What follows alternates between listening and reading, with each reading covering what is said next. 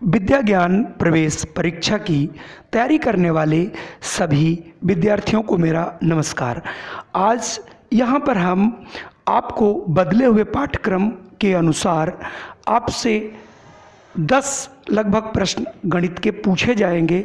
वही मैं कक्षा 6 और 7 के ऐसे प्रश्न लेकर आया हूँ जो कॉमन से प्रश्न हैं, जो आने की पूरी संभावना है और इसी तरीके के क्वेश्चन आपको पीछे से पूछे जा रहे हैं। इसलिए आज मैं इन प्रश्नों को लेकर के आया हूँ। आप लोग अपने हाथ में कॉपी और कलम लेके बैठिए। मात्र 10 प्रश्न हैं, आपके मुश्किल से 10 मिनट लगेंगे, जिसमें से आप देख सकते हैं कि आपको कौन कौन से प्रश्न आते हैं और किन किन टॉपिकों से प्रश्न आने की संभावना रहेगी। और आप लगभग 1 मिनट के अंदर इन प्रश्नों को हल करने का प्रयास कीजिए। कुछ प्रश्न ऐसे होते हैं जो मानसिक तौर पे होते हैं, जो मानसिक स्तर के होते हैं, जिन्हें हल नहीं किया जाता। उन्हें देखकर आंसर आपको तुरंत देना होता है।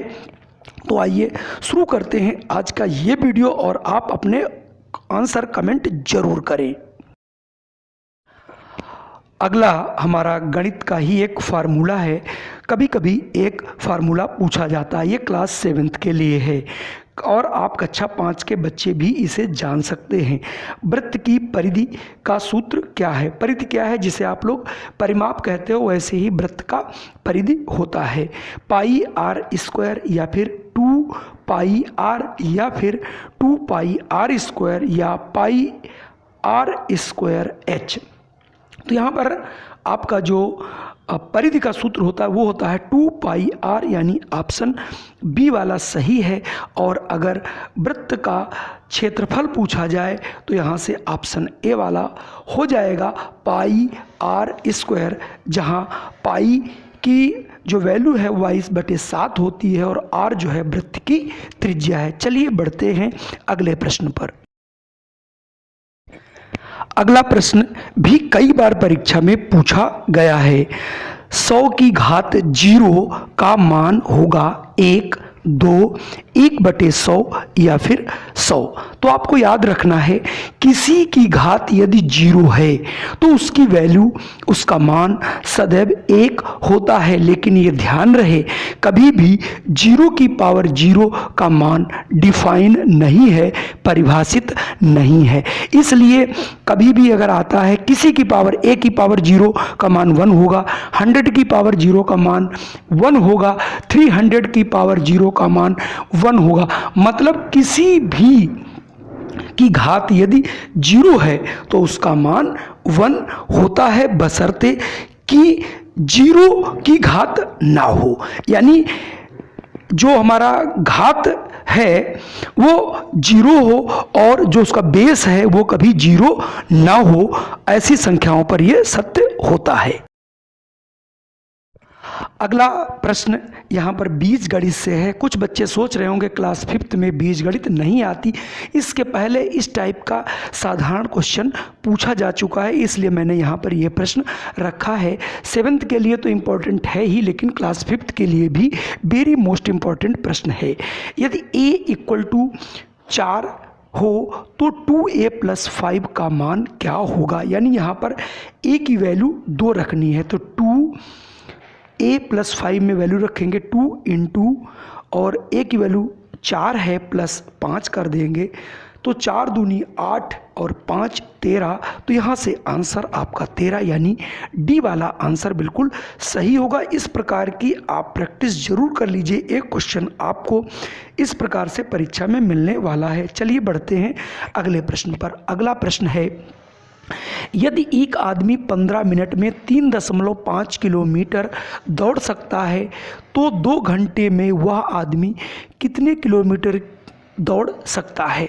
तो सीधी सी हिसाब है कि 15 मिनट में वो 3.5 दौड़ता है, तो 1 घंटा हो गया 15 × 60, यानी 1 घंटे में वो 4 टाइम्स, यानी 3.5 का आपको 4 टाइम्स करना, यानी 4 गुना कर देना है। तो 4 गुना जब आप 3.5 को 4 से गुणा करेंगे तो ये आपका आ जाएगा 14। 1 घंटे में ये 14 किलोमीटर की दौड़ पूरा करेगा तो 2 घंटे में कितना करेगा, 28 किलोमीटर। तो आप यहाँ से 28 किलोमीटर वाला आंसर आप चूज कर लेंगे। यानी प्रश्नों को करने की जरूरत नहीं है, लेकिन आपको थोड़ा सा सोच करके प्रश्नों को करना रहेगा। अगला प्रश्न भी विद्या ज्ञान प्रवेश परीक्षा में पूछा गया है। मनीष दीपावली पर 25 रुपये प्राप्त करता है। वह 4 रुपये पटाखों में तथा 11 रुपये मिठाइयों पर खर्च करता है और शेष अपने रुपयों को गुल्लक में रखता है। अपने धन का कितने प्रतिशत वो बचाता है? तो सबसे पहले अगर हम देखें तो कुल धन था 25 रुपये, उसमें से उसने 4 रुपये के पटाखे खरीद लिए और 11 रुपये की मिठाई, तो 11 और 4 हो गया 15। तो कुल मिला के 25 रुपये में उसने 15 रुपये खर्च कर दिए, अर्थात उसके पास बचे अब 10 रुपये, यानी वो 10 रुपये अपने गुल्लक में डालता है। तो 25 रुपये पर 10 रुपये बचाता, तो 1 रुपये पर कितना बचाएगा, इसलिए 100 रुपीज़ पे कितना बचाएगा। तो अगर आप देखें तो 25 चौक 100 और 10 चौक 40, यानी सवाल लगाने की जरूरत नहीं है, 40% जो है पैसा वो बचत करता है। चलिए बढ़ते हैं अगले प्रश्न पर। अगले प्रश्न पर बढ़ने से पहले मैं बता दूं, कई बार परीक्षाओं में अब गणित में आपकी पजल्स भी पूछी जाती, तो अगला प्रश्न हमारा पजल पर ही है। ये प्रश्न भी विद्या ज्ञान प्रवेश परीक्षा में पूछा गया था। गिराओगे अगर मुझे तो जरूर टूट जाऊंगा, हंसोगे मुझे देखकर तो हंसता हुआ ही पाओगे, बताओ मैं कौन हूँ? फोटो, गुलदस्ता, मटका या शीशा? शीश लिख गया है, उसे आप शीशा पढ़ लें।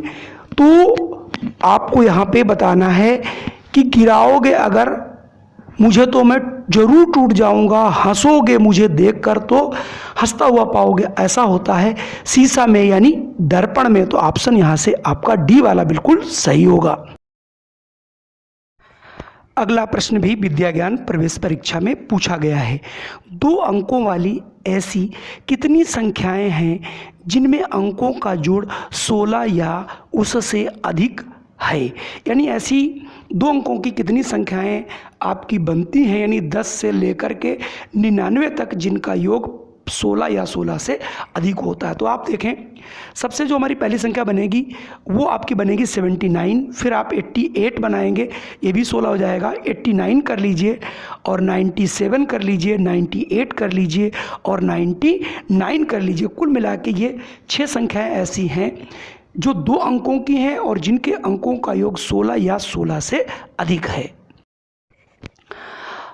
अगला प्रश्न भी बहुत अच्छा प्रश्न है और ये भी आपका विद्या ज्ञान प्रवेश परीक्षा में पूछा गया है। रामू ने नीचे दिखाए गए पासे को फेंका। इस पासे की नीचे की फलक पर बिंदुओं की संख्या 3 है। पासे की नीचे की फलक को छोड़कर बाकी 5 फलकों पर कुल कितने बिंदु हैं, जबकि पासे में जो है 1 से 6 तक के अंक होते हैं। तो आपको जो इसका सबसे निचला हिस्सा है उसमें 3 अंक हैं और 1 से 6 तक होते हैं। तो इसका मतलब अब आपको इनका सबका एडिशन करता है 3 को छोड़कर। तो पहला जो फलक होगा उस पर 1, फिर 2 होगा, फिर 4 होगा, फिर 5 होगा और फिर 6 होगा, क्योंकि हमने 3 यहाँ से छोड़ दिया है। और जब आप इनको जोड़ेंगे तो इसका आंसर आ जाएगा 18, यानी ऑप्शन सी वाला बिल्कुल सही होगा। आप इसे आराम से जरूर कीजिएगा। चलिए बढ़ते हैं अगले प्रश्न पर। अगला प्रश्न है आपका, ऊपर दिखाई गई आकृति का कितना भाग छायांकित है? तो आपको छायांकित भाग देख के बताना है कि यहाँ पर कितना भाग जो है छायांकित है। आधा है, आधे से अधिक है, 1/3 से कम है या 1/4 से ज़्यादा है। तो आप आकृतियों को देख करके भी ये ज़रूर अंदाज़ा लगाइए कि ये कम है, ज़्यादा है, आधा है। तो आप देख रहे होंगे यहाँ पर पहला अगर ऑप्शन देखें, आधा तो नहीं है और आधे से तो अधिक बिल्कुल नहीं है, 1/3 से कम भी नहीं है, हाँ 1/4 से जरूर ज़्यादा लगता है। तो यहाँ से ऑप्शन डी वाला आपका बिल्कुल सही होगा। अगला प्रश्न भी विद्या ज्ञान प्रवेश परीक्षा में पूछा जा चुका है। रमा ने 250 ग्राम गाजर 8 रुपये में खरीदी। 1 किलोग्राम गाजर की कीमत क्या होगी? तो चूँकि आपको पता है 1 किलोग्राम में 1000 ग्राम होते हैं, तो जब आप 250 ग्राम यानी 250 से भाग कर देंगे तो बन जाएंगे इसके 4 हिस्से, यानी 250 के 4 हिस्से होते हैं और एक हिस्से की कीमत है आपकी 8 रुपये, तो पूरे हिस्से की कीमत हो गई 8 चक्कू 32 रुपये, यानी यहाँ से ऑप्शन डी वाला बिल्कुल सही होगा। तो बच्चों इस प्रकार के प्रश्नों की आपको तैयारी करनी है और अभ्यास करने हैं। अगर ये वीडियो आपको पसंद आया हो तो कृपया इसे लाइक ज़रूर कर दीजिएगा और अगर चैनल पे पहली बार आए हैं तो इसे सब्सक्राइब कर लीजिएगा। इस प्रकार की वीडियो आपको दिन प्रतिदिन मिलती रहेंगी। जय हिंद, वंदे मातरम। फिर मिलता हूँ एक नई वीडियो के साथ।